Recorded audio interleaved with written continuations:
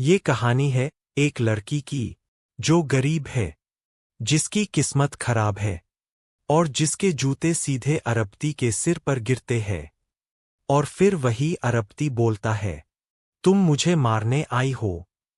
भाई, जूता था, बम नहीं। तो चलिए शुरू करते हैं। सबसे टेढ़ी मेढ़ी सिंड्रेला स्टोरी।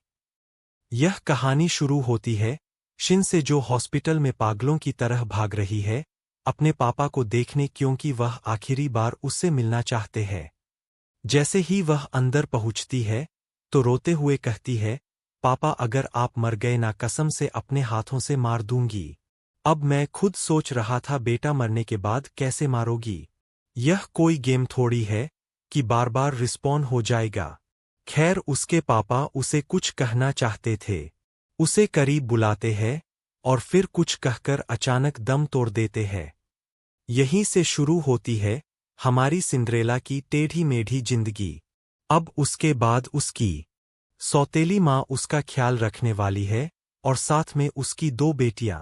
मतलब एक सौतेली माँ कम थी कि ऊपर से बोनस पैक में दो एक्स्ट्रा टेंशन भी मिल गई। सौतेली माँ जनाजे में खूब रो रही थी। अब असली प्यार था या मगरमच्छ के आंसू, भगवान जाने। लेकिन चलिए थोड़ा फ्लैशबैक में चलते हैं।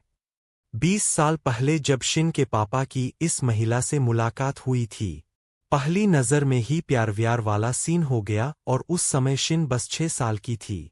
शादी हो गई, बच्चे सब साथ रहने लगे। लेकिन शिन को कभी आराम से खाना भी नसीब नहीं होता था।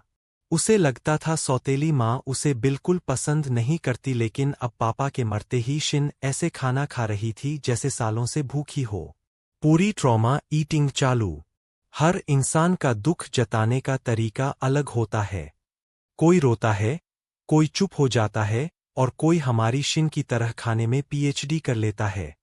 उधर सौतेली माँ रो रो कर कह रही थी, अब मैं किसके सहारे जीऊंगी। तुम ही तो मेरे घर की रौनक थे। असल में पापा से उसे सच में प्यार था, लेकिन शिन से नहीं। इसलिए शिन ने तय किया कि उसे इस घर से जल्दी निकलना होगा। वो अपने पापा के कमरे में गई, क्योंकि मरने से पहले उन्होंने कहा था कि उन्होंने उसके लिए एक जरूरी गिफ्ट छोड़ा है। वह गिफ्ट था एक खत जिसमें लिखा था कि उसे एक खास होटल में काम करना है, ताकि वहां उसे कोई अमीर लड़का मिले जो उसकी जिंदगी संभाल पाए, क्योंकि अगर वह अकेले कमाती रही तो थक थक के जल्दी मर जाएगी, ठीक उनकी तरह। अब सीन कट होता है चोंगदम पैराडाइस नाम की लग्जरी जगह पर।